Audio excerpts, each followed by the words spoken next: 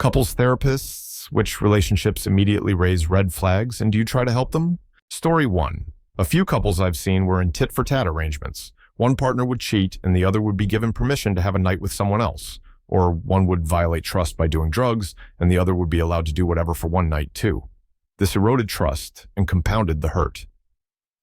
I've never seen a relationship bounce back where a partner is still in contact with the person they're having an affair with or is lying about it.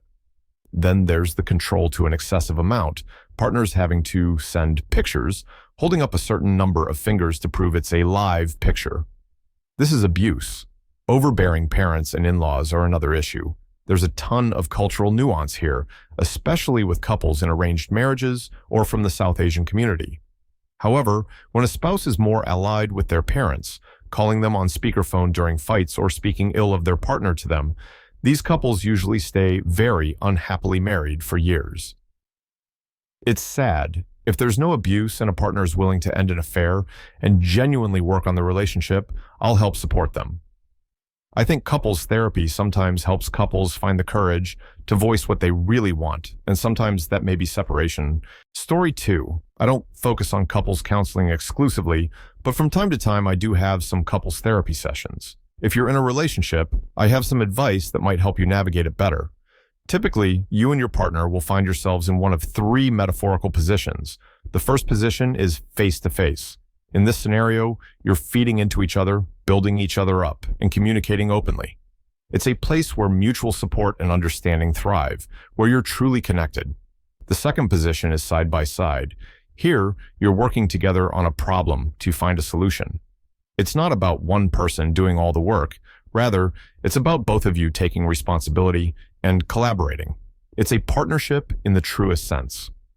The third position is back-to-back. This is the one you never want to be in. In this position, you take your focus off each other and go in your own directions. You either end up with one person pulling the other or a gap forms between you. This position also sends a clear message. I don't care about your input. When I get a couple in position 3 and they refuse to move to positions 2 or 1, it's a pretty strong indicator that the relationship is likely to fail. Story 3. One major red flag I often encounter is constant, needless escalation. For instance, a simple disagreement over an expensive purchase escalates to accusations like, "You don't really love me." This issue shows up quickly in therapy if you're watching for it. The person using this tactic is almost guaranteed to play this card in relation to therapy itself, saying things like, "I had to drag them here," or "They're just trying to break up with me." What they're doing is avoiding the conversation about the actual issue by blowing it up into a bigger problem. This forces the other person to respond to their feelings rather than dealing with the initial concern.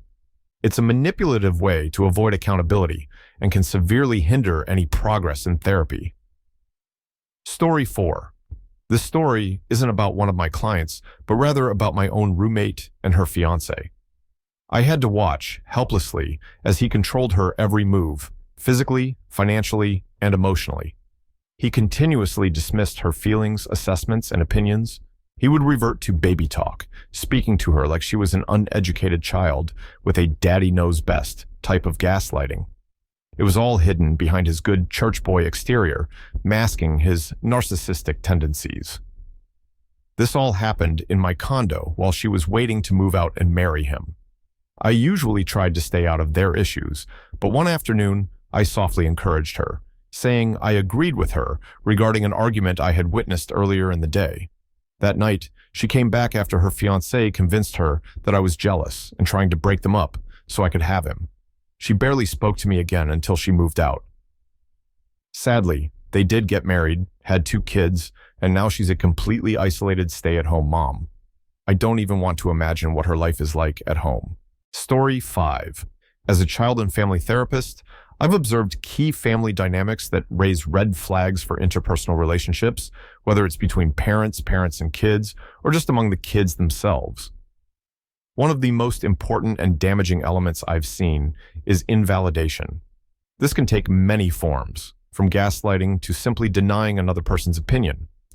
Often, one or both parties are just trying to be heard on an emotional level about an event or topic, but the other party perceives this as a personal attack on their beliefs. We've all encountered people who will disagree with anything you say simply because you said it. That's the invalidation I'm referring to. The cliché moral of the story is to attack the problem, not each other. People rarely have the exact same stance in a conflict, but in healthy relationships, they often share similar core values.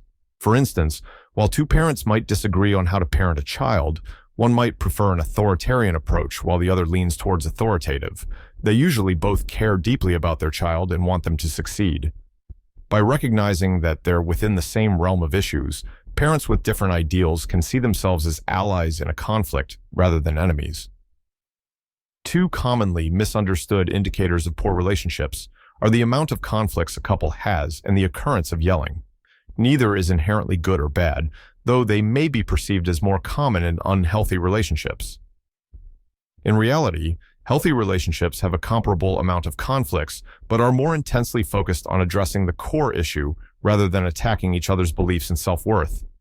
Yelling, while not the best response to distress, isn't necessarily a sign of poor communication skills.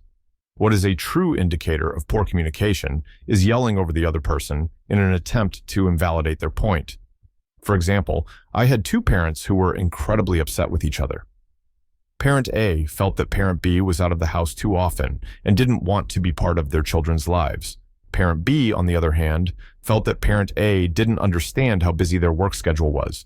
The conflict seemed to revolve around Parent B not caring about the kids, but when Parent B explained that they felt Parent A was better at parenting and feared they were only escalating the children's behavior when they tried to parent, Parent A's understanding of the argument shifted. They went from thinking, "You don't love our children," to realizing, "You're scared to let our children down." The tone of the conversation changed dramatically. Instead of being on opposing sides, the issue became helping to build confidence in Parent B's parenting abilities, which Parent A was much more validating and supportive of. Not all cases are this clear-cut, but this example illustrates the basic idea of finding core values and tackling an issue together. Reflecting on this, I feel like I've just given myself a free counseling session. The concept of reframing conflict so that both parties are on the same side is huge. Maybe it's because I used to be in psychology and wanted to become a therapist that I find this so interesting. I hope I haven't bored you, but to me, this is fascinating. Story 6. As a relationship therapist, one of the biggest red flags I encounter is when couples have completely forgotten the good parts of their relationship. A key aspect of therapy is helping couples reconnect with what they like about each other, what initially attracted them, and what the positives are between them. When people come in and they've been unhappy for so long that they can't remember what it was like to be in love or even to like each other, it feels almost hopeless. You don't have to be happy for therapy to work, but if you can't even reminisce about the good times, then the good times are probably over. Story 7. I'm not a couples therapist, but I once recommended a premarital counselor to a coworker. My partner and I had really enjoyed our premarital sessions with this super nice therapist. When a girl from my work got engaged, she asked for his number. The day after the first session, she called me, her voice shaking with anger and disbelief. "I can't believe you sent me to this horrible, invasive, rude counselor," she exclaimed. I was in a panic. "Oh no, what happened?" I asked. She explained, "We went in there and sat down, and the first thing he asked was, 'So why do you want to get married? How rude is that? How dare he?'" That's when I realized that maybe their relationship wasn't going to pan out. They called off the wedding a few months later. It sounded like they got their money's worth, though. They figured out right away that they couldn't answer that question. Story 8. I remember a couple who came to my office, both seething with anger. They were embroiled in a cycle of retaliatory cheating, where each infidelity was shared with the other as a weapon. Their sessions were charged with tension, each recounting their exploits with a mix of spite and hurt. As their therapist, I watched as they navigated their anger, eventually deciding to call a truce. They made peace with their level of emotional maturity, or perhaps their lack thereof. I doubted the truce would last, and I was uncertain if I had helped them or merely prolonged their suffering. It was their decision to come to counseling, so I hoped it was the help they wanted. Other clients often realized during therapy that what they truly wanted was divorce counseling, how to behave civilly, and minimize damage to the kids while going their separate ways. Story 9. My grand aunt, who spent many years as a couples therapist, now volunteers at her church counseling couples. She is my relationship sage, sharing invaluable insights and red flags to watch out for. One major red flag she has emphasized is spouses who don't sleep together without a justifiable reason. It's not due to work conflicts or medical reasons, but because one spouse just doesn't feel like going to bed alongside the other. The lack of intimacy, both physical and emotional, will eventually lead to the couple drifting apart. Another red flag is when one spouse has a close relationship with a member of the opposite sex who doesn't like the other spouse.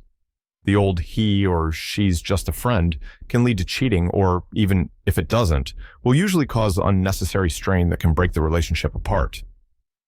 One thing that initially surprised me was couples who say they are staying together for the kids.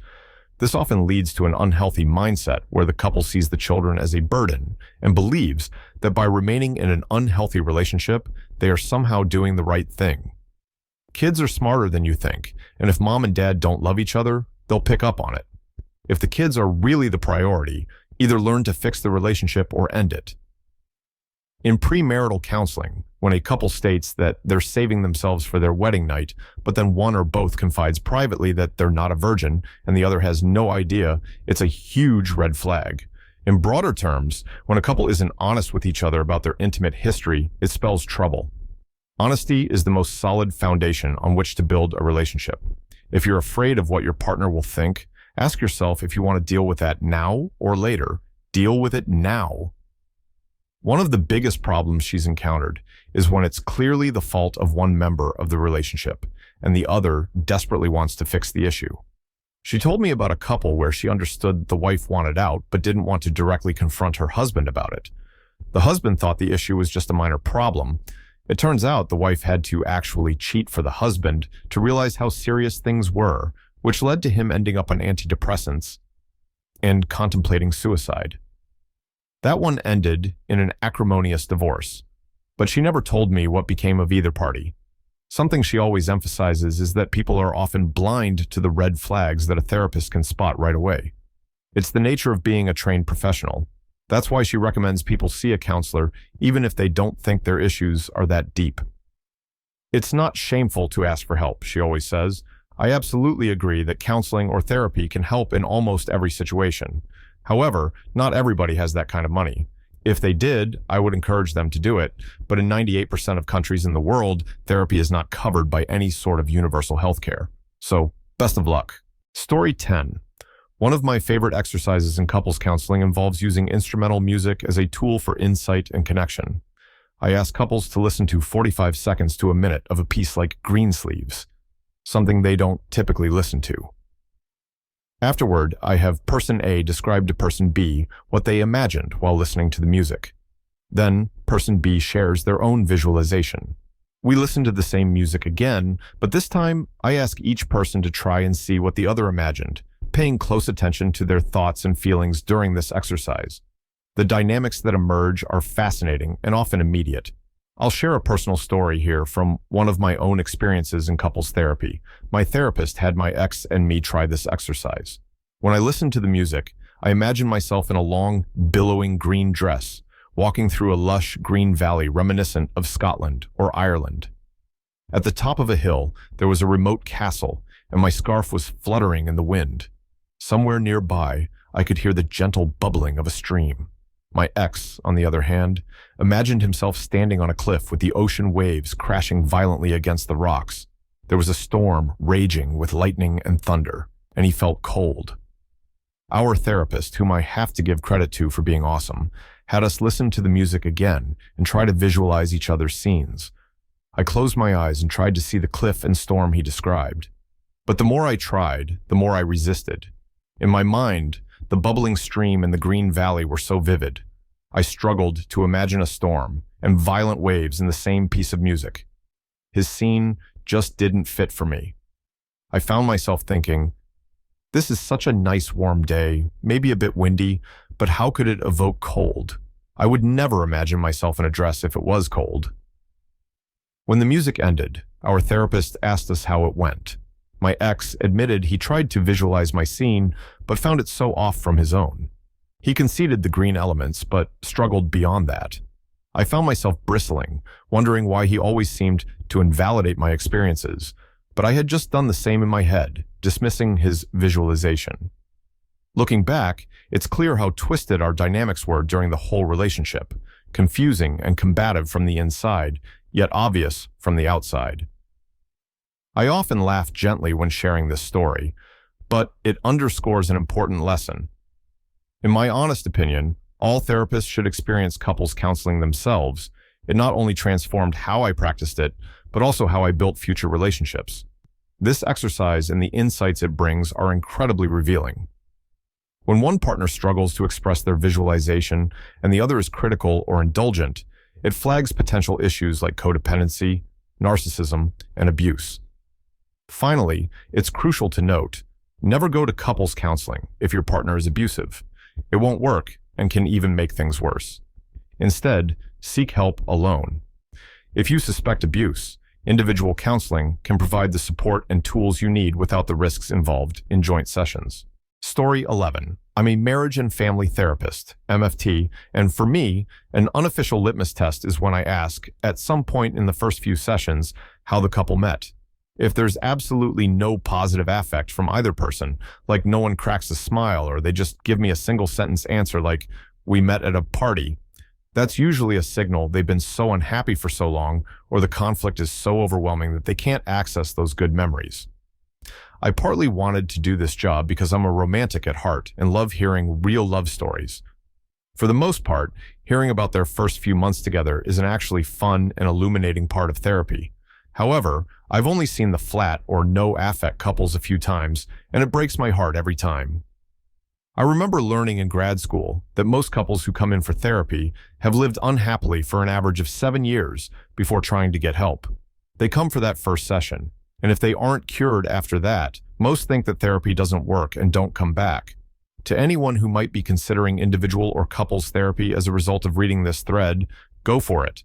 Be prepared for it to take some time and energy from you and your therapist. Story 12.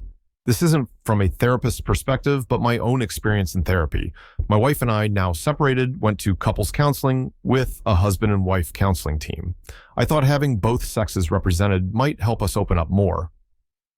My wife was hesitant about couples counseling, but agreed to try it. Our initial session together was cold and difficult, as expected. My wife said she still wanted to leave, but the counselors convinced her to try a few more sessions to see if anything clicked. As we opened up, we had individual sessions next. I thought mine went fantastically. I gained a completely different understanding of intimacy, emotional and relational, not just physical, and I was excited to start working on it and putting it into practice. My wife, however, came out with tear stains and sat in her car crying before finally leaving for home. We drove separately because she was coming from work and I was coming from home. In our next session, another individual one, the male counselor and I talked again. He started digging into my expectations and desires in the relationship, what I loved about my wife, etc. He point blank asked me, "Do you feel your wife is a good match for you in life, and do you want to continue this relationship?" I was a little off-put, but figured it was probably good to establish that right off the bat. So I answered emphatically, yes. He just looked heartbroken and so very sad. I knew pretty well right then that we were toast. My wife admitted to her affair the day before our next session and left. It was rough, but in hindsight, it was a positive. My wife clearly wanted out, and I didn't, but it takes two to tango. I finally figured out that it would be best to just move on. I hope we've both managed to deal with that all right. Story 13. One prevalent issue I see in couples is whataboutism. Instead of taking ownership and responsibility for their contribution to the degradation of the relationship, one or both parties simply point out an example of the other exhibiting a similar behavior. This is a red flag because it illustrates a lack of self-awareness and poor communication skills. Communication is crucial when trying to mend a tattered relationship. In the conflict recovery model, both parties agree to the terms under which they will communicate. No yelling, no interrupting, no "I told you so's," etc. Each person gets a chance to share how the other's actions make them feel. Then, they each propose solutions and identify where they made assumptions or got triggered and why. Finally, they identify where they're willing to compromise. Next, We create an actionable plan with deadlines and monitor the progress to see if the proposed solutions were effective. In my opinion, everything can go to crap, but once communication stagnates, you're in real trouble. Even if you're arguing, you're still doing okay. You just need to work on how you're communicating. Story 14. My mom is a therapist, and while she never shares anything specific or identifying about her cases, she sometimes tells me a little bit about them. One day, she came home really upset and shared a bit about a troubling case. A man had sent his wife to therapy because she was having trouble with their baby. He came with her to the session and interrupted her at every turn, insisting to my mom that his wife was bipolar. In a subsequent session, the woman admitted that she almost felt angry with the baby and herself because she believed she would be a terrible mother. Her husband had been telling her this since she got pregnant. My mom quickly realized that the husband was manipulative and abusive, likely trying to prevent her from bonding with their child. When my mom suggested that the woman's anger was actually directed at her husband, not the baby, all future sessions were abruptly canceled. I really hope the cancellation was a good thing. Perhaps the woman figured it out and decided to leave. But there's always the fear that the husband dismissed the sessions, declaring them ridiculous and halting them immediately. Hearing about such manipulation is baffling. How can someone do that on purpose to someone they supposedly love? Are people really that Machiavellian? It's unfathomable, but I guess there are those who truly suck.